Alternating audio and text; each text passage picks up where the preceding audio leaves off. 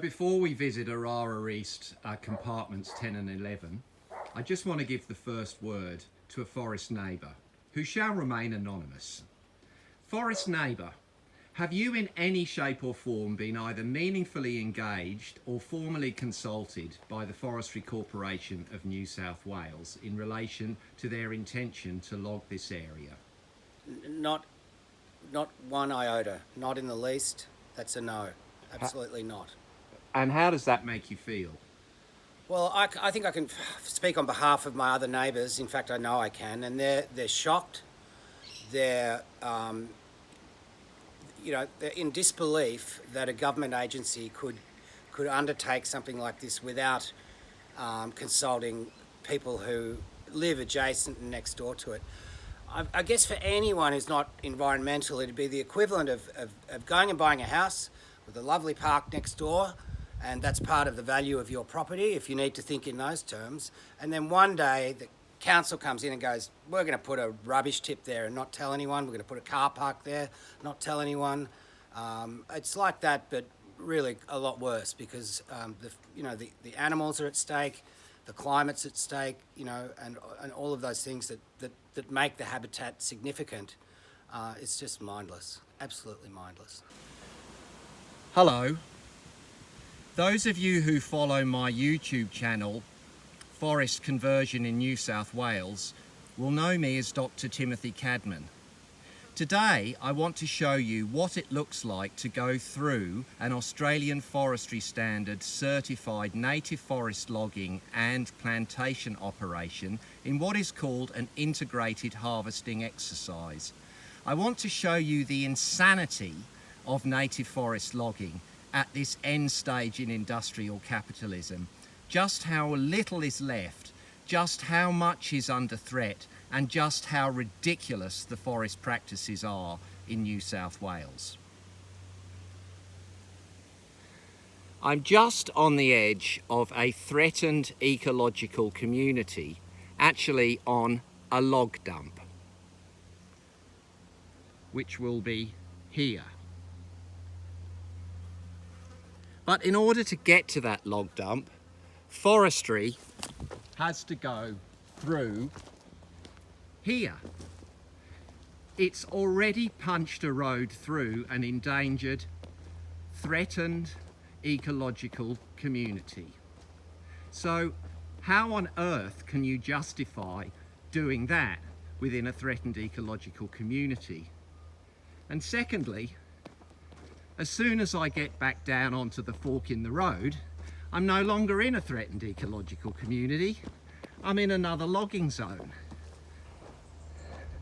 There's no difference between the two. Issue number one. I'm now out of the threatened ecological community, and this is what they're after. Prime sawlog, otherwise known as native forest koala habitat. Again, there's no difference between what you are looking at here and the threatened ecological community up here. If anything, the area targeted for logging is in better condition. But even a tree like this is up for grabs. Not as sawlog, but as pulp, or even burning for electricity, for so-called green power, believe it or not. So we're now looking north. We're again on the edge of the Threatened Ecological Community, or TEC. And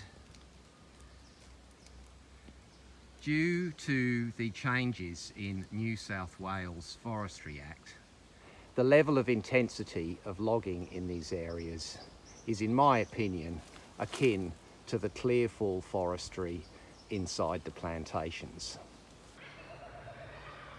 Issue number 2. The forest that we're looking at here is scheduled for clearing.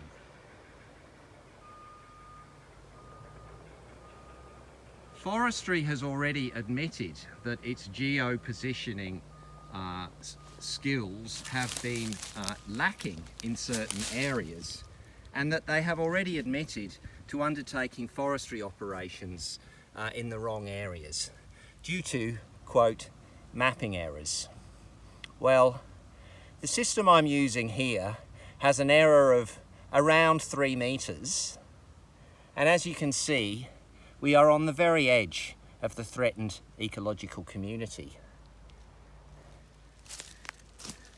And here is a real giant that could even, believe it or not, be cut because it's undersized under the changes to the regulations, and we could have a mapping error.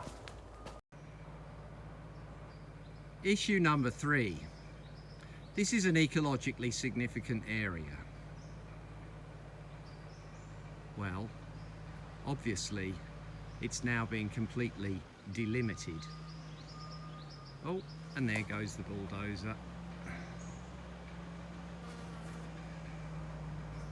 All I have to do is walk just a few meters up here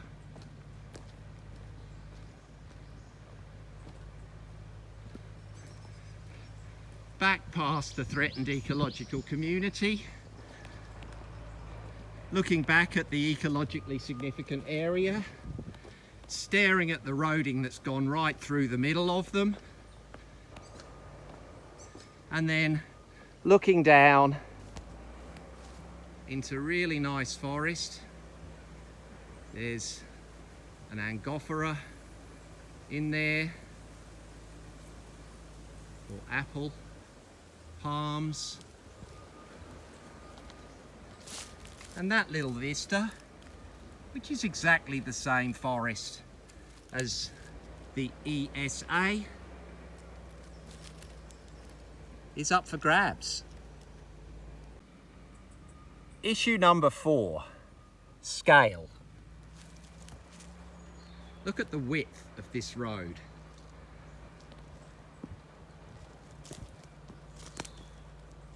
One, 2, 3, 4, 5, 6 meters wide.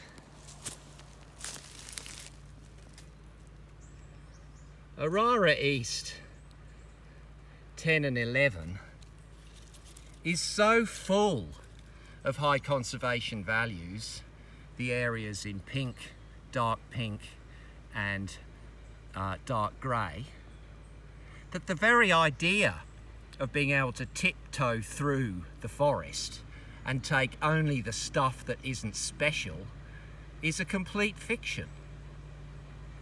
What would you say if I told you this was certified as sustainable under the Australian Forestry Standard? I mean, that's just word salad to me, because the sustainability, the notion of sustainability, on the one hand, with the axe in your hand or the saw and cutting down trees that have been there for many, many more years than me, let alone, you know, the ones that have grown up in the last 10 years, it's meaningless. It's nonsense. Grow some plantation somewhere, get a kind of rotation system as a crop, let it grow, cut it down, regrow, allocate some land to do that. Don't do it within a habitat that's happily existing with wildlife. It's diverse, it's richly diverse. There's a lot of species in this region that are living in there. There's nothing sustainable about cutting that down.